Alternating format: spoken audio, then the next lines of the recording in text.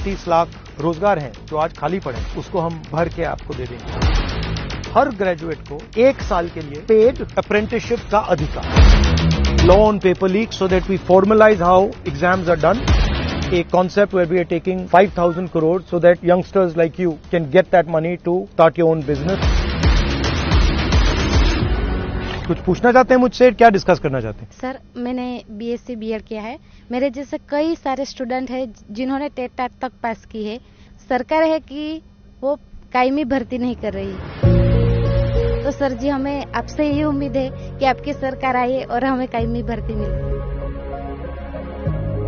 ये जो आजकल का हिंदुस्तान का इकोनॉमिक सिस्टम है, आप यंग लोग हो, आपको समझ आ रहा है क्या हो रहा है इसमें? सर, जैसे ये अपने टी शर्ट या कुछ भी आता है, फोन होता है, वो मेड इन चाइना या बाहर से आता है। Very good.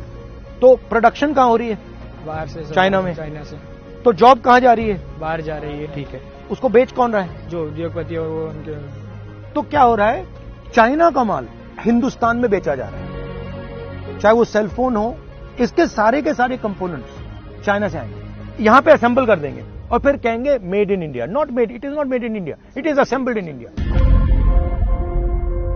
असेंबली में और मेक इन इंडिया में बहुत फर्क है। मेक इन इंडिया मतलब ये पूरा का पूरा जो इसका स्ट्रक्चर है ये यहां बना है, लाखों युवाओं को रोजगार मिल रहा है। असेंबल्ड इन इंडिया मीन्स इसके सब पार्ट चाइना में बन रहे हैं और वहां पे मतलब 10, 15, 20 लोगों को जॉब मिल रहा है और यहां पे एक बंदे को जॉब देना वो जोड़ रहा है।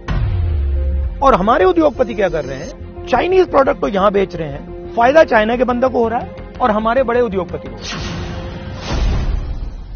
30 लाख रोजगार हैं जो आज खाली पड़े हैं, उसको हम भर के आपको दे देंगे। बिना प्रोडक्शन के सिस्टम को शुरू करना हिंदुस्तान के सामने कोई चारा नहीं। हमें सिंगल माइंडेड यही कहना चाहिए, भैया मेड इन इंडिया, चाइना में माल बिकेगा और हमारे युवा ये करके दिखाएंगे। ये माइंडसेट ये होना चाहिए। जो भी जितने भी स्टूडेंट्स ग्रेजुएट या पोस्ट ग्रेजुएट होके निकलते और कहीं जगह बाई चांस अगर वो जॉब प्लेसमेंट आ गया तो उसमें जॉब सिर्फ कॉल सेंटर। यही जो प्रॉब्लम है, इसको सॉल्व करने के लिए हमने अपने मैनिफेस्टो में एक चीज प्रपोज की है। हर ग्रेजुएट को, चाहे वो डिप्लोमा होल्डर हो, चाहे वो कॉलेज यूनिवर्सिटी ग्रेजुएट हो, हर ग्रेजुएट को राइट टू अप्रेंटिसशिप दे। हर एक ग्रेजुएट आपसे कहेगा कि भैया मैं अप्रेंटिसशिप कर रहा हूं, 1 साल की है, उसमें मुझे मेरी बेसिक ट्रेनिंग हो जाएगी और 1 लाख रुपए मेरे पॉकेट में 1 साल का मिलेगा। तो ये हम करने जा रहे हैं। We are thinking of a concept where we are taking 5,000 crores right now and sending it to the districts so that youngsters like you can get that money to start your own business.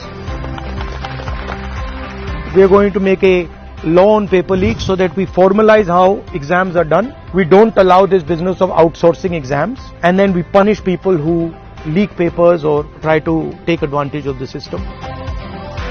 University degree का मतलब ही यही है ना कि आपको रोजगार मिलेगा और सैलरी मिलेगी, मगर लोग ये कहते हैं कि भैया मैं डिग्री ले लूंगा, बट फिर नेक्स्ट स्टेप जो है कि भैया पैसा कहां है, किसके हाथ में है, मेरे पास आ रहा है नहीं आ रहा, वो सवाल पूछते ही। तो मेरी थिंकिंग है कि एग्जैक्टली आपको पता लग जाना चाहिए। मैं क्रिकेट खेलता हूं, हर रोज प्रैक्टिस कर रहा हूं और उधर जैसा बैठे हुए, उसको आपने क्रिकेट का चेयरमैन बना दिया। अब अगर आप रियलिस्टिकली देखोगे तो हो क्या रहा है? जो पैसा क्रिकेट वालों को जाना चाहिए वो पैसा जैसा को जा रहा है और हर फील्ड में हो रहा है। If you want to understand the crux of how I think about it, I think India and its government should support the people who have skill and that skill should be respected.